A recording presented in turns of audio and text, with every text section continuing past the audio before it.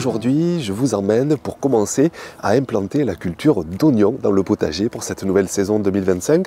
Alors on ne va pas implanter des plants qui sont issus d'un semis que je vous avais montré, c'était courant janvier. J'avais semé quelques graines d'oignons en barquette, mais c'est vraiment très long le semis d'oignons. Regardez, les plants d'oignons sont encore trop petits, trop fins, et je vais devoir patienter 3-4 semaines pour les planter au potager.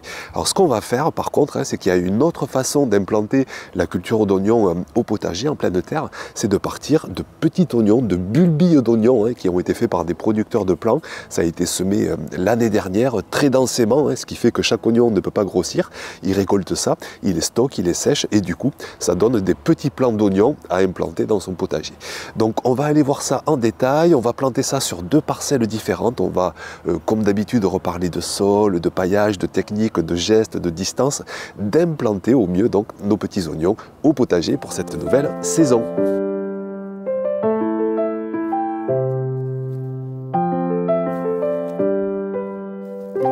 Alors on va commencer dans un premier temps à implanter des bulbilles d'oignons que j'avais déjà commencé à faire germer dans des godets individuels sous abri dans ma serre. Vous pouvez le faire chez vous, si le sol est encore trop froid, trop gelé, trop humide.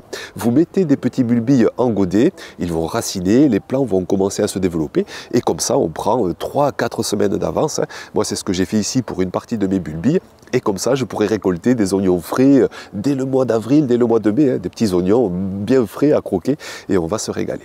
Donc je commence à implanter ça, je me mets donc sur une parcelle, alors c'est une de mes parcelles les plus anciennes, je me mets à côté de plants de blettes, là j'ai un léger paillage de foin, donc j'enlève tout ça et regardez le sol en dessous, sans aucun travail de sol, j'ai affaire là à un sol extrêmement amandé, une belle couleur noire, rien à voir avec le sol de mes dernières parcelles, qu'il faut encore que je travaille un peu avec ma grelinette. Là je vais rien faire, je passe pas la grelinette, je passe juste un petit coup de croc sur les 5 premiers centimètres pour déraciner quelques racines là qui tracent dans la parcelle, enlever quelques herbes, ameublir quand même les 5 premiers centimètres de terre. Et puis en avant je dispose mes godets, c'est l'occasion d'ailleurs de parler de distance entre chaque bulbille, entre chaque plant d'oignon. Moi ici je laisse à peu près 10 cm sur le rang et entre les rangs ça dépend après pour le désherbage. Si vous le faites à la main, vous pouvez là aussi ne laisser que 10 cm pour avoir un maximum d'oignons au mètre carré. Et par contre, si vous désherbez avec un outil comme la binette pour aller un peu plus vite, vous laissez un petit peu plus d'espace entre les rangs pour désherber plus facilement, bien 20 cm. Mais moi ici, je vais tout faire à la main. Donc je mets mes godets tous les 10 cm environ en tous sens. Et puis en avant, j'implante tout ça avec mon petit croc tranquillement.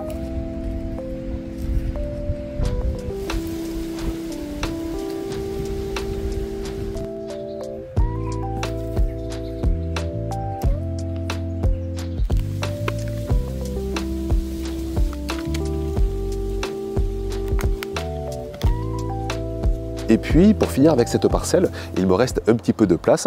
Et là, donc, je vais y implanter cette fois-ci des bulbilles d'oignons, d'oignons jaunes, mais cette fois-ci non germés. Là, ici, sous climat doux, le sol est réchauffé, aucun souci pour les implanter. En plus, ça résiste au petit gel, cette culture. Donc, dès le mois de mars, vraiment, on peut faire tout ça en pleine terre. Donc là aussi, je laisse des espacements d'environ 10 cm en tous sens. Je positionne d'abord tous mes bulbilles à la surface du sol. Et puis ensuite, à l'aide de mon petit croc, je les plante tranquillement, un par un.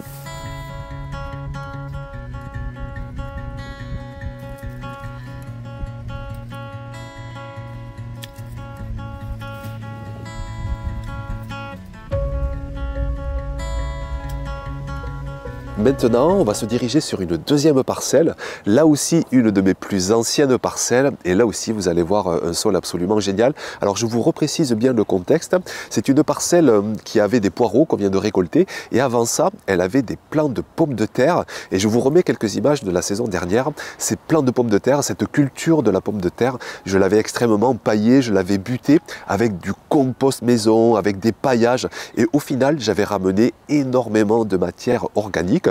Et cette matière organique, au fil des semaines, au fil des mois, eh bien ça s'est composté. À l'automne, j'ai intégré tout ça un petit peu sur les premiers centimètres du sol avec ma grelinette. Et au final, vous voyez le sol là aussi extrêmement léger, extrêmement aéré, d'une belle couleur noire. Et donc là aussi, sur cette parcelle, je ne vais pas passer de coups de grelinette. Je fais juste un très léger dépaillage parce que j'avais quelques feuilles là des arbres environnants qui se sont déposés, quelques restes de paillage. Là aussi, donc léger travail travail de sol avec mon petit croc. Et puis c'est parti, hein, en avant pour installer des dizaines et des dizaines de bulbilles. Alors je vais installer des bulbilles d'oignons jaunes, mais aussi d'oignons rouges. Hein. On se régale de ces petits oignons, en fait, de ces gros oignons même, hein, d'ici quelques mois, rouges à manger crus, bien sucrés, ou à manger cuits aussi. Et puis j'en profite aussi de mettre quelques échalotes. D'ailleurs, je pense que je les ai plantées un petit peu trop serrées, hein, parce que les échalotes, elles se démultiplient. Il faut plutôt 15, 20, voire 25 cm d'espacement. Bon, on verra bien. Je pense que quand même ça va marcher, mais j'aurais dû un petit peu plus les espacer. Donc je positionne tous mes bulbilles, hein, en respectant le sens, hein, le côté racine bien sûr vers la terre et la petite tige qui dépasse. Hein, on dit souvent ce proverbe, il faut que les bulbilles voient le jardinier partir après plantation. C'est vraiment, hein, pour vous dire qu'il ne faut pas trop enterrer les bulbilles sous terre. Il vaut mieux les laisser juste sous la surface du sol. Donc je fais ça tranquillement, hein, je vous le dis souvent, mais l'attention du jardinier est importante, donc vraiment prenez le temps, faites ça tranquillement, les bulbilles un par un dans un sol bien amendé, bien souple, bien humide, bien riche. Et puis voilà, hein, on devrait avoir de bons résultats d'ici quelques mois. Hein, dès le mois d'avril-mai, on pourra récolter les oignons frais, hein, avec des tiges encore vertes qu'on pourra même manger. Et puis 1 à 2 mois plus tard, là cette fois-ci, on va récolter des oignons séchés, hein, qu'on pourra stocker, qu'on pourra conserver et manger dans les mois à venir jusqu'aux récoltes de la saison suivante.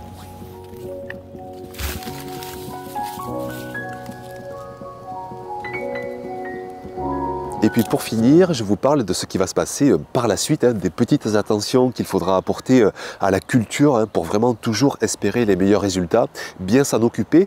Donc je pense qu'il y a 3 paramètres vraiment à faire attention. Dans un premier temps, l'humidité. Hein. J'entends parfois qu'il ne faut pas arroser les oignons, qu'ils détestent l'eau.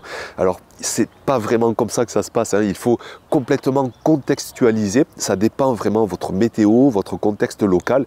Moi ici au printemps, hein, dans le sud, sitôt qu'il commence à faire chaud, que les pluies commence à s'espacer de plus en plus, j'ai le sol qui s'assèche et il faut absolument que j'arrose la culture. Ça peut être un arrosoir au mètre carré tous les jours, hein, quand il fait chaud, quand il fait du vent. Ça peut être un arrosoir tous les 10, 15, 20 jours s'il y a des nuages, s'il fait moins chaud. Mais vraiment, maintenez le sol humide comme une éponge essorée. Les oignons, c'est 90% d'eau, hein, dans leur constitution, donc il faut qu'ils la trouvent dans le sol. Vous pouvez éventuellement apporter un très léger paillage aussi pour baisser les besoins en eau, protéger le sol et éviter trop d'évaporation. Vient ensuite aussi les herbes indésirables. Hein. Moi, parfois, je me suis fait avoir certaines saisons, manque de temps, manque d'attention, et les herbes qui grignotent la culture, et on perd rapidement en production parce qu'il y a une concurrence en eau, en minéraux, en place pour les systèmes racinaires. Donc n'hésitez pas à passer toutes les semaines, tous les 15 jours, faire un petit peu le ménage et enlever les herbes indésirables. Et puis enfin, concernant la richesse du sol, hein, moi ici, vous avez vu que j'ai apporté beaucoup de compost. En plus, en début de saison, je rajoute à peu près, même pas un demi, mais on va dire un tiers de poignée d'engrais organiques complets, hein, par mètre carré. Ce sont des engrais naturels à base de compost de fumier, de fiente, de poudre d'os, de plumes. Ça apporte vraiment une belle richesse minérale. Mais chez vous, si vous n'avez pas apporté de compost, si vous n'avez pas apporté d'engrais organiques, il est toujours temps, hein, au début ou pendant la culture même, de pailler avec un petit peu de compost en surface, une bonne pelletée au mètre carré, ou d'apporter aussi une poignée d'engrais organiques, hein, complets, équilibrés, voire même riches en potasse. Hein. Je pense par exemple à la vinasse de betterave, le patin kali, la potasse organique aussi qu'on trouve dans des jardineries. Tout ça, c'est naturel, ça permet vraiment d'espérer les meilleurs résultats. Mais bon, moi ici, je vous répète, à base de paillage, de compost, d'un petit peu d'engrais équilibré, j'espère déjà avoir les meilleurs résultats. Donc voilà tout ce que j'avais à partager avec vous pour cette vidéo. Je vous rappelle que si vous souhaitez des bulbilles ou quelconque graines du potager, vous retrouvez tout ça chez mon partenaire, hein, labonnegraine.com, une qualité extra, un taux de satisfaction, hein, vraiment qui monte au plafond. Et en plus, vous avez un code promo, hein, LBGPO1C, pour avoir 10% de promotion sur votre première commande. Merci beaucoup d'être passé par ici, pour votre attention. Et puis, on se retrouve très vite, bien sûr, pour de prochaines vidéos. Ciao!